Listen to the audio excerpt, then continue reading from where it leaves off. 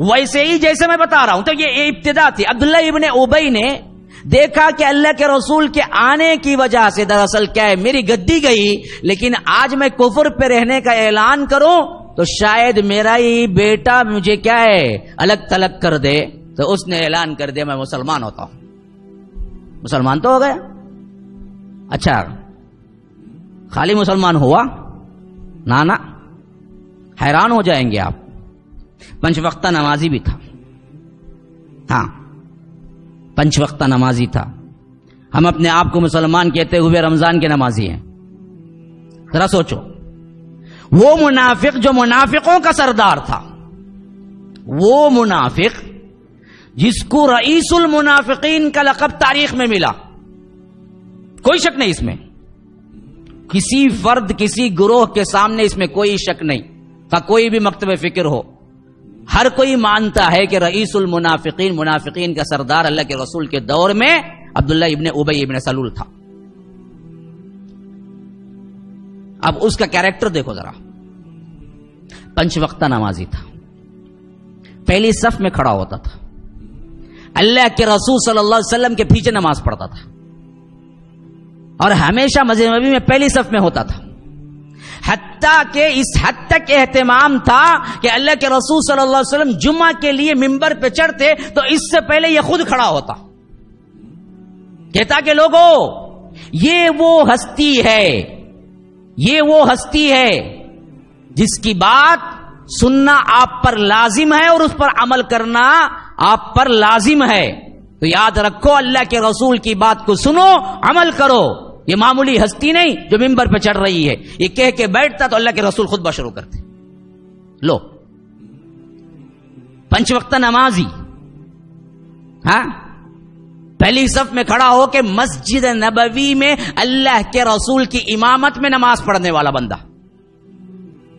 اتنا پاور مسلمانوں میں بھی کہ پہلی صف سے ندا دیتا کہ آخری صف والوں کو کہ اللہ کے رسول آ رہے ہیں، غور سے سنو، عمل کرو. لیکن ہے پکا منافق. آخر کیوں جی کیا؟ آخر جب منافق تھا، دل سے اسلام نہیں لایا تھا، نمازیں کیوں پڑھی؟ پہلی صف میں کھڑا کیوں ہوا؟ اللہ کے رسول کے سامنے پکا سچا مسلمان ثابت کرنے کی کوشش کیوں کی؟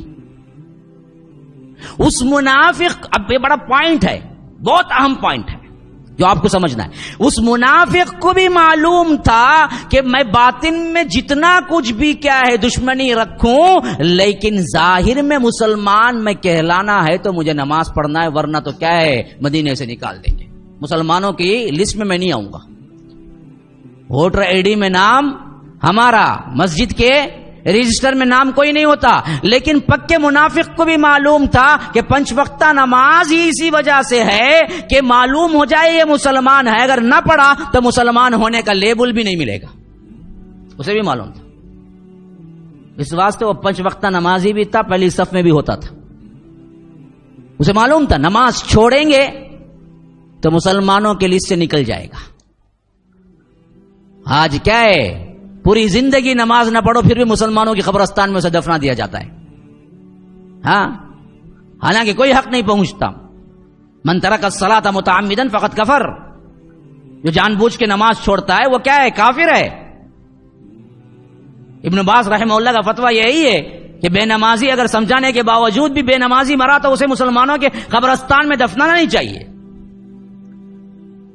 ہاں میاں بیوی کا جوڑا جو ہے نکاح ٹوٹ جاتا ہے، بے نمازی ہے بھائی، نمازی عورت ہے، بے نمازی نمازی عورت کے ساتھ کیسے رہ سکتے؟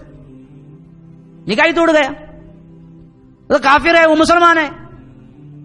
آج یہ حکم آپ کو سنائیں گے تو یاد رکھو آنکھیں دھری کی دھری رہ جائیں گی. ارے پتہ نہیں بھائی مولوی صاحب کو آج کیا ہو گیا. حالانکہ میں میرا قول نہیں کہا، میں تو صرف کیا ہے فتویٰ نقل کیا ہوں. میں نے صرف ابن باز رحمہ اللہ کا فتویٰ نقل کیا ہوں بس. یہ حالت ہماری ہے، پھر بھی ہم پکے سچے مسلمان ہیں. یہ کائی کی مسلمانیت، یہ کائی کی مسلمانیت ہے. رمضان میں صرف بنتی ہے تعداد، بقیہ بعد میں کیا ہے پولیس اسٹیشن پہ جا کے رپورٹ کرنا پڑتا ہے کہ پتہ نہیں 100 لوگ اچانک غائب ہو گئے. عید کی رات ہی کو کیا ہے آپ کو دینا پڑتا. پتہ نہیں کہاں سے نکل کے آئے کہاں غائب ہو گئے، اور سال بھر پورے اسٹیشنز ملا کے بھی اگر 11 مہینے ڈھونڈی تو پھر نہیں ملتے، وہ پھر چاند رات کو ملتے ہیں برابر. پھر بھی پکے سچے مسلمان، ہمارے نفاق پہ کوئی دھبا نہیں، ہمارے ایمان پہ کوئی دھبا نہیں. ہم سب مسلمان ہیں، اگر کوئی ہاتھ بھی دکھا کے کچھ کہہ دینا اس کی انگلی کاٹ دیں گے. تو مجھے بول رہا کہاں کی مسلمانیت؟ ایک پکے منافق کو بھی معلوم تھا کہ نماز وہ ہے جس سے مسلمان بنتا ہے معاشرے میں، جس واسطے وہ نماز نہیں چھوڑ سکتا تھا، وہ آتا تھا نماز پڑھتا تھا باقاعدہ طور پر، حالانکہ اس کو پکا یقین تھا کہ یہ نماز میری قبول نہیں ہوگی. لو، عبداللہ بن ابی بن سلول کو یہ معلوم تھا، اچھی طرح یقین تھا اسے، میں تو مسلمان ہی نہیں ہوں اور میری نماز قبول نہیں ہوگی، پھر بھی پڑھتا تھا اس واسطے کہ سوسائٹی میں وہ مسلمان کہلانا چاہتا تھا. آج ہم نے اپنے نفاق کا انتہا کر دی کہ سوسائٹی میں بھی مسلمان کہلانے کے لیے ہمیں نماز نہیں پڑھنا ہے، ہمیں صرف اور صرف کیا کرنا ہے، مسلمان نام رکھ لیا تو انہیں کچھ بھی کر لو، شرابی کبابی بن جائے پھر بھی مسلمان ہی رہتا ہے. زنا کے اڈے کھول لے، بینک میں نوکری کر لے، سنیما تھیٹر آباد کر لے، اس کی مسلمانیت پہ کوئی دھبا نہیں لگتا.